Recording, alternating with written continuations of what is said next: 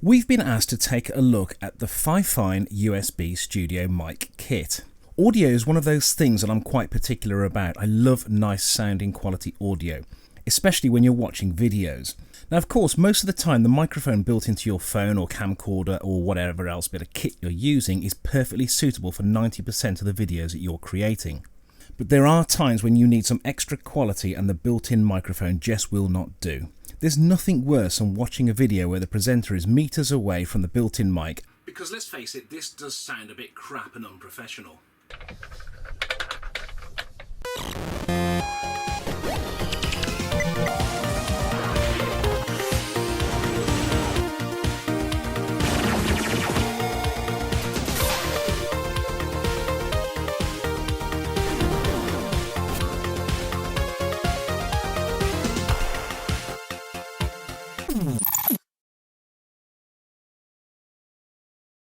Depending on where we are, whether we're indoors, outdoors, or what we're doing, or where we're filming, we use a variety of different microphones for the job. Sometimes it can be simple as bolting a boom microphone to the hot shoe of a camcorder, or sometimes we use lapel mics or something very different. So our first mic was the Blue Snowball back in 2017. It was a £60 cheap USB mic and it seemed to be getting good reviews, but do you know what? I am not keen on it at all. We didn't use it for very long. I found the Blue Snowball to have very low gain and not the best audio quality in the world. A lot of the time we use this pseudo-tack desk mic, which we did a review on a couple of years back now. This was another one we were supplied to test and it's quite good. I really like it. Unless you're sat right in front of it, the volume levels can be a bit low, but it's a nice quality mic. We're very pleased with it. We sometimes use lapel mics as well. This is great for when you need some good audio interviews, but it's a bit of a pain, especially when Josh was younger, because he just won't keep still. And any movement, he flings his arms around and he's scratching himself in the middle of filming and you get that horrible sound. So unless it's pinned down properly and not touching any material, the lapel mic isn't brilliant, but for most work I love using a lapel mic. Now the mic we use more often than not is the Blue Yeti, and it's our preferred standard audio mic. This mic sits on a scissor arm and it's literally a boom mic that sits above me and Josh. It's often sat about 1.5 foot just above and in front of our heads. And it's set to pick up audio in a cardioid pattern. The gain is set just under halfway, as it's not right in front of us, it's a bit above us. But here's the thing, the Yeti is not a cheap mic at all. So let's just take the Blue Yeti as an example. The Blue Yeti on Amazon costs £119 here in the UK. The shock mount for it to sit into is an extra £25. The scissor stand arm is an extra £20 and a pop filter is £11. So by the time you've added all this kit up, you're looking at a total of £175. Well, what if I told you you could have all these components, all this in one package for $69.99? But I know what you're thinking, is it any good? Last week we were approached by Fifine and asked to look at their T669 USB condenser studio microphone kit. Now I'd not heard of Fifine before, so I thought we'd take a look at this, especially at that price, $69.99. It's a lot of gear for the price. We use Audacity for a lot of our sound recording, it's free and it does an absolutely excellent job. We often record straight from the microphone and we add a bit of compression, we add a touch of EQ, and that makes it sound really nice indeed. Yes, fine. So let's take a look at what's in the box. You can't beat a nice box up and unopening, can you, Josh? No, you can't. Ooh, so this is the Fifine T669. Yes. And there's a user manual. And what else is in there? A bookmark. A book? Is that a bookmark? I don't know, but it looks like a bookmark. That's nice, that is. Oh, nice. And that is your pop filter. Let's have a look at the pop filter. That's quite a nice pop filter, isn't it? Yeah. Okay, that clamp looks nicer than the pop filter we've got on our other mic.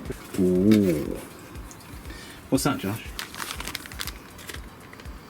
Backup accessories. Okay, so in there I think we've got what looks like spare elastic bands for the shock mount, which Josh has just picked up. That is the shock mount.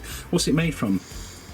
Feels like aluminium. Is it? Or something. Actually, no, it's plastic. It's plastic. So yeah. you've got a nice plastic shock mount there, which is similar to the one above our head. That's a metal one for the Yeti. And what it does, it cuts down on shock and vibration. So if I move this, you can't hear much noise. If I hit it, it dampens shock. That's what that does. So that's a nice bit of kit to have in the box.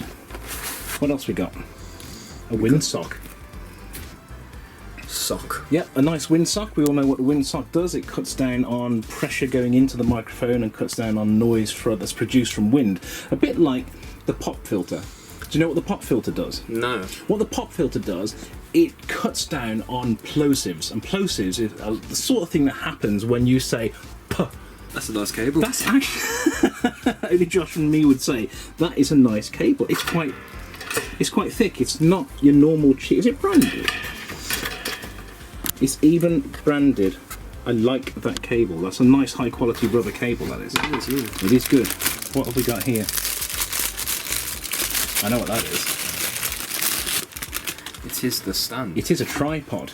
So when this mic is not being used on a boom similar to this one here, It can be used as a tripod. you can stick it on the table and use it as a tripod. That's nice. That's a nice little addition, actually.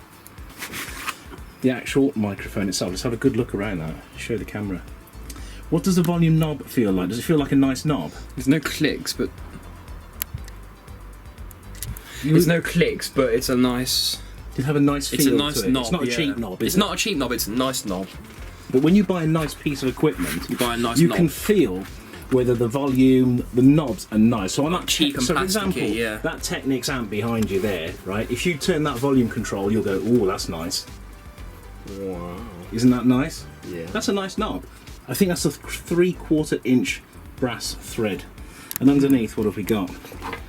Got the port. Got a USB connection, which is nice. Is that plastic or metal? How does it feel?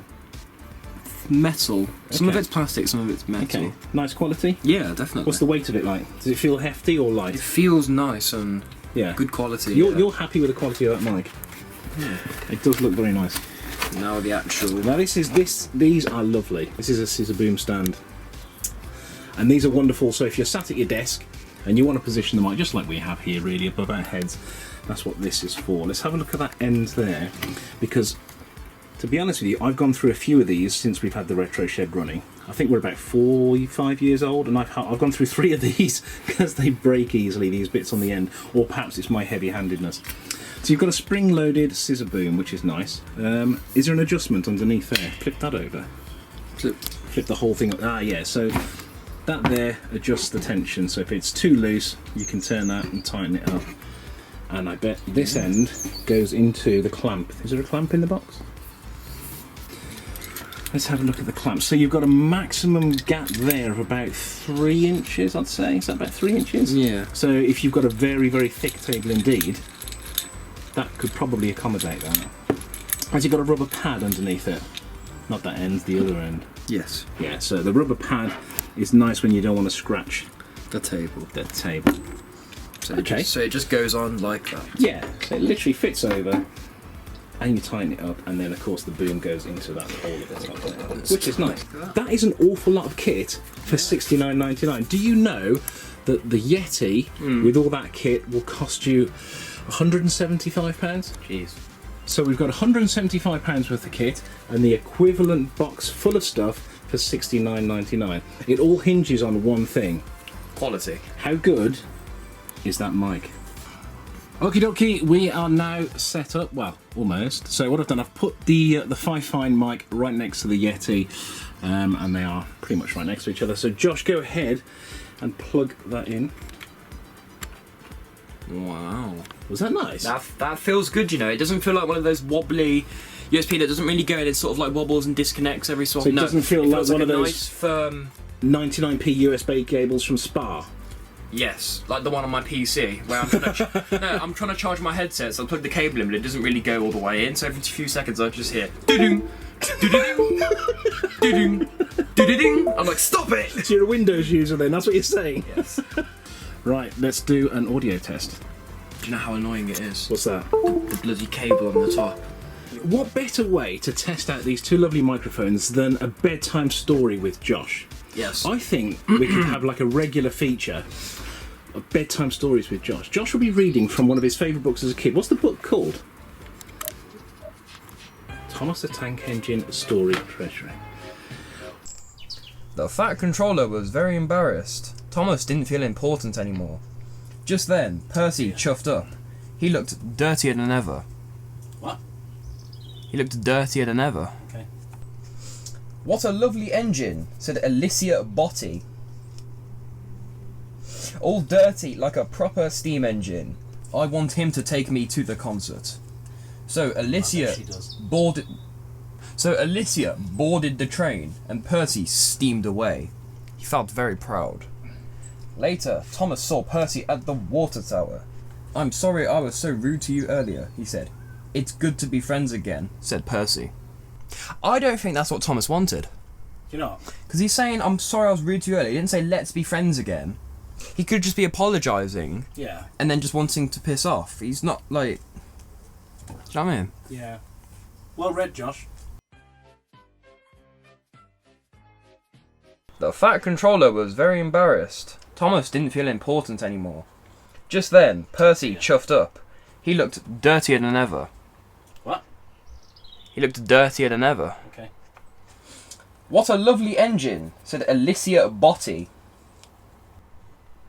"All dirty like a proper steam engine. I want him to take me to the concert." So Alicia boarded the train and Percy steamed away. He felt very proud. Later, Thomas saw Percy at the water tower. "I'm sorry I was so rude to you earlier," he said. "It's good to be friends again," said Percy. I started editing last night and putting together all our footage and audio and coming up with this video. And I was so surprised at the results of our little test that I had to come down here and double check our setup. We've got 2 different microphones being recorded on 2 different copies of Audacity. 2 different audio streams saved under 2 different names being recorded on 2 different computers. Now I synced both audio streams up with the footage and named them independently, and everything did check out. Because, I don't know about you, but I could hardly tell the difference at all. This was incredible. I listened again and again, and I even put a video snippet of the editing timeline so you can see me flipping the audio between the 2 microphones in the editing process, so you can see I'm not messing about here. Now in retrospect, there are things we could have done a bit better looking back at the video. So for one thing, it would have been better if Josh had not lowered his head whilst reading and spoke directly at the microphone, because let's face it, sound travels in straight lines. But that's working with kids, you know, just don't do it. There was also a dehumidifier fan running in the shed behind Josh, and that was picked up in the recording a bit. But I do think the quality of both microphones do shine through. The gain was set at the same on both mics and the volume levels were pretty much identical. Now of course, a trained audio engineer will probably listen to both streams and say, of course there's a difference, you can hear it. But you know what? I can't hear it. For YouTube and streaming, who cares? These microphones both sound great. Okay, so the Blue Yeti does have a control on the back that allows you to select the different patterns of audio, but the Fifine doesn't have this, but in all honesty, we've hardly ever used it. I'm sure it's a feature that some may require, but we've only used it once, I think, when there was somebody on both sides of the microphone we were interviewing. So to summarise, what can I say? For £69, this mic is absolutely bloody amazing. It can certainly keep up with the Yeti. Audio was clear and crisp, not too boomy, not too tinny. Even the unprocessed feeds sounded pretty good, hence the reason I put them in at the end of the video as well. And when you consider you actually get a box full of accessories with the microphone, this is a steal. So there's a link in the video description to this microphone on Amazon, so if you do want to buy one, please click that link and buy it through our affiliate link and just take a little bit of money from Jeff Bezos and give it to us. Let's face it, he won't miss it and you'll be helping this channel out. Please comment below if you agree, you've got one of these, how do you find it? Are you interested in getting one? If you have any questions about it, of course, give us a shout in the comments. So thank you so much for watching our channel, and we'll catch you again soon here on the Retro Shed. Take care now. Bye-bye.